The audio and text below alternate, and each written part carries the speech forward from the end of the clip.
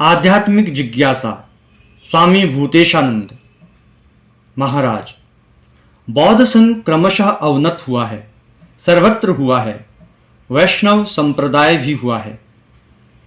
महाराज, क्या यह अवश्य होगा? महाराज, अवश्य होगा, अर्थात एक प्रकार से अवश्य ही कहा जा सकता है। देखो, ईसाइयों का प्रारंभ में जो सम्मान था, अभी तो बहुत कम हो गया है। कैथोलिकों का जीवन देखो, उसके बाद बीच बीच में एक एक धर्म नेता ने आकर धर्म को पुनः पुनर्जीवित करने का प्रयास किया है, जैसे सेंट फ्रांसिस और असीसी। उनको पहले ईसाई संघ ने स्वीकार नहीं किया, किंतु उसके बाद उन्हें सेंट बनाया है। ऐसा परिवर्तन तो होगा ही। इस संबंध में स्वामी जी की एक भविष्यवाणी है। 5 प्रजन्म तक क्रमशः क्षय होता रहेगा, उसके बाद उसका ऐसा उत्थान होगा कि अतीत के गौरव का अतिक्रमण कर देगा। महाराज, एक संघ की प्रतिष्ठा के संबंध में 100 वर्ष का समय क्या बहुत अधिक होता है? आपको क्या लगता है? क्या 100 वर्ष का यह परिवर्तन का समय है, या इसे परिवर्तित अवस्था कही जाएंगी? महाराज, यह क्रमशः हो रहा है। परिवर्तित अर्थात जिसके बाद अब परिवर्तन नहीं है। यहां ऐसा तो नहीं है। एक संघ, उसका क्रमशः विस्तार है, उसकी कार्य शक्ति है। महाराज, वह है। मैं कह रहा हूं, हम लोगों का तो एक लक्ष्य है। क्या हम लोग वहां तक थोड़ा सा भी पहुंच सके हैं? महाराज, लक्ष्य हम लोगों के समक्ष है। उस लक्ष्य को जीवन में साकार करना एक परीक्षा है। महाराज, उसे हम लोग कितना प्राप्त कर सके हैं, आपको कैसा लगता है? महाराज, उसे कह नहीं सकता। महाराज, हम लोग अपने लक्ष्य पूर्ति की बात कह रहे हैं कि स्वामी जी के भावों को कितना पूर्ण कर सके हैं। महाराज, यही तो कह रहा हूं। लक्ष्य पूर्ति की दृष्टि से, आध्यात्मिक दृष्टि से संघ की सर्वांगीण उन्नति को समझना बहुत सरल नहीं है, परंतु व्यक्तिगत जीवन में अवनति हो सकती है और उसे थोड़ा ध्यान देने पर ही समझा जा सकता है। प्रश्न। महाराज, संघ का विभिन्न प्रकार का कार्य करना साधुओं के लिए सदा संभव नहीं होता है। बाहरी लोगों की सहायता लेनी ही पड़ती है, किंतु उन लोगों से कार्य कराते कराते हम लोगों में एक सुपीरियरिटी कॉम्प्लेक्स निर्माण हो जाता है। अपना अहंकार, कर्तापन भाव प्रकट होता है। क्या ऐसे में कर्मयोग करना संभव है? महाराज, अवश्य संभव नहीं है।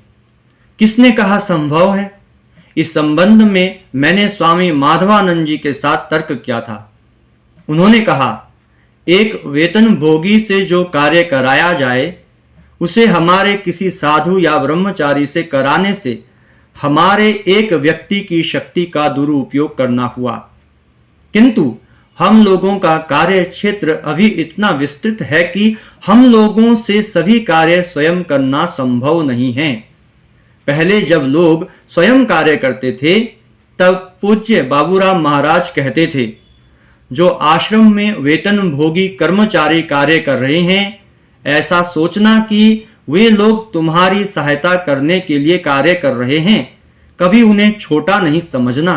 सोचना कि वे लोग तुम्हारे कार्य में सहायक हैं।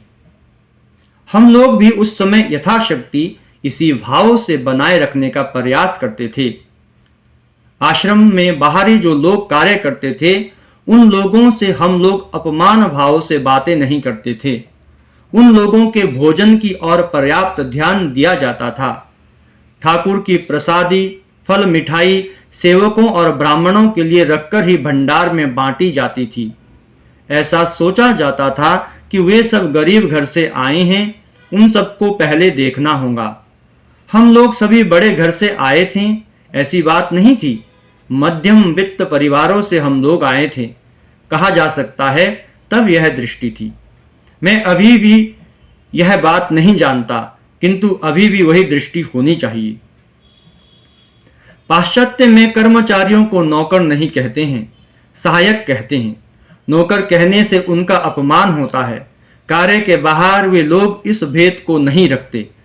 कार्य करने के बाद एक साथ बैठकर भोजन करते हैं। हमारे देश ने इस श्रमिक के गौरव को खो दिया है।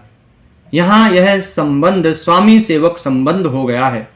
उनके देश में वैसा नहीं है। तुम जिसे नहीं कर सकते, मैं उसे कर रहा हूं।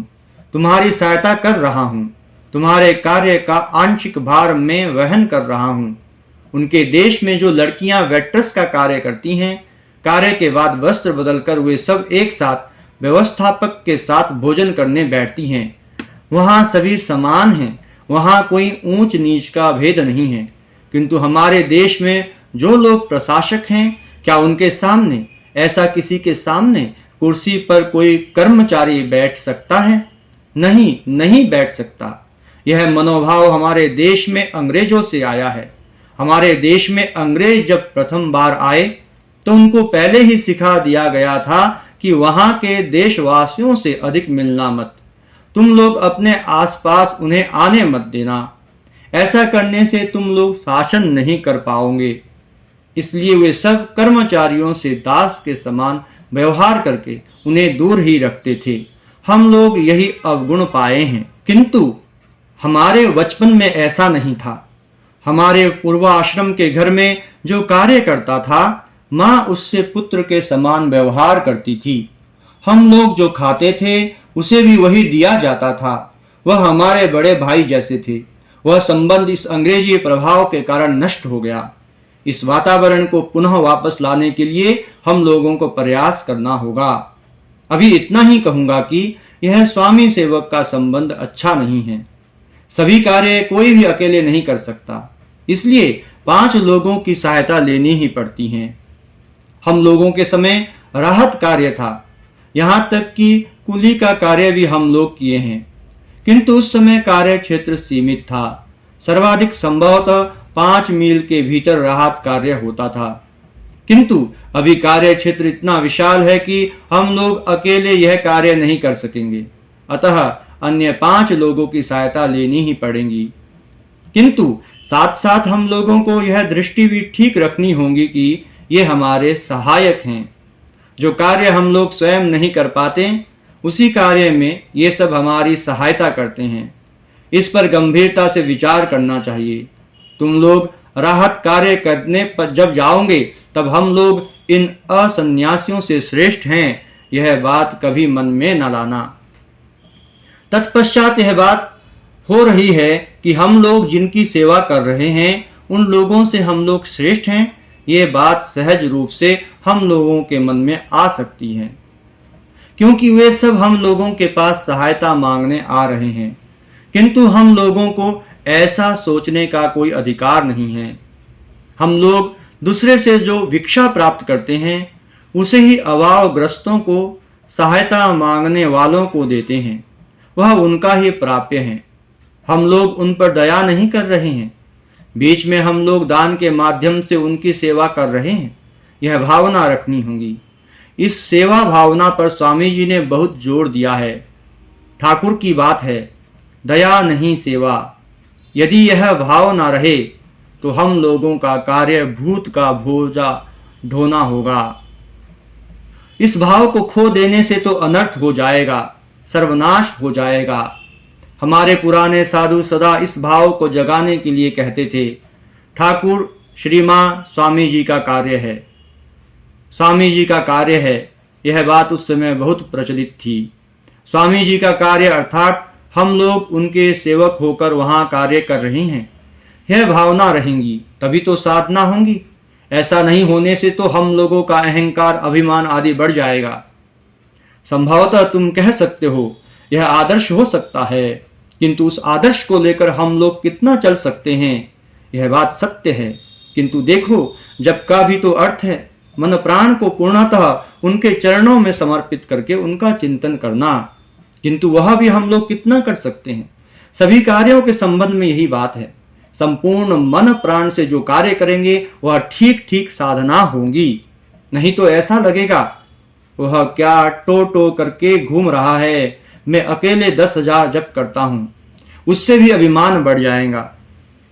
कहां तो जप करने से अभिमान दूर होगा, वह नहीं, अभिमान बढ़ रहा है। तब क्या जप करना बंद कर देना होगा?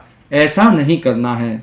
अतः कार्य करते समय भाव जिससे बना रहे, उस संबंध में सावधान रहने की आवश्यकता है। मैं तुम लोगों से सहमत हूं कि बात कहना सरल है, किंतु करना कठिन है। आदर्श को पूर्ण रूप से अनुसरण करना कठिन है, किंतु आदर्श को लक्ष्य बनाकर हम सभी लोग चल सकते हैं। कार्य कठिन है, किंतु हम लोग जिस पथ पर आए हैं वह पथ ही तो कठिन है। तुम लोग कहोगे, क्या आप पूर्ण रूप से करते हैं? मैं कहूंगा, नहीं, मैं पूर्णतः नहीं कर पाता, किंतु आदर्श जीवन को मैंने आंखों से देखा है, यह जानता हूं। यदि उस आदर्श को मानकर मैं उस पर चल नहीं सकता तो वह मेरी भूल है, किंतु आदर्श को पकड़े रहना होगा। आदर्शहीन होने से हमारा जीवन पतवार विहीन नाव जैसा हो जाता है। ठाकुर, श्री मां और स्वामी जी, ये लोग हमारे आदर्श हैं, हम लोगों की आंखों के सामने विद्यमान हैं। केवल शास्त्र नहीं, ये जीवंत शास्त्र हैं। शास्त्र जिनसे प्रमाणित होता है, ऐसे मानव हैं ये लोग। ऐसे चरित्र को लक्ष्य बनाकर चलने से हम लोगों का मन कुछ तो उन्नत होगा, क्योंकि हम लोगों को देखकर ही लोगों की ठाकुर, श्री मां और स्वामी जी के संबंध में धारणा होगी। प्रतिपल हम लोगों को ध्यान रखना होगा, हम लोग सामान्य मनुष्य नहीं हैं, हम लोग ठाकुर, श्री मां, स्वामी जी के प्रतिनिधि हैं। मन में दृढ़ संकल्प करना होगा, जिससे हम लोग अपने को बड़ा न समझें। स्वामी योगानंद जी ने ठाकुर को उद्यान का माली समझकर कहा था, अरे माली, ये फूल तोड़कर तो दो। ठाकुर ने कुछ न कहकर फूल तोड़ कर दे दिया था। बाद में जानकर योगानंद जी घबरा गए थे, किंतु ठाकुर को कुछ भी बुरा नहीं लगा। इतनी निरभिमानिता थी। हम लोग यदि अपने को उनका दासानुदास कहते हैं और कर्तापन का अहंकार रखें, तो हम लोग उन लोगों को अस्वीकार कर रहे हैं। हम लोग उनके दास हैं। यह बात हम लोग अपने कार्य क्षेत्र में अस्वीकार कर रहे हैं। कर्तापन का अहंकार रहने से कर्मयोग नहीं होगा। मैं यदि करो तो उनका कार्य नहीं होगा, तुम्हारा कार्य होगा। तब तुम्हें भुगतना होगा। यदि उनका कार्य है ऐसा बोध रहे तो कर्म फल से मुक्त हो जाओगे। यदि ठाकुर के प्रति श्रद्धा हो, उनके आदर्श के प्रति श्रद्धा हो, तो पैर बेताल नहीं पड़ेगा।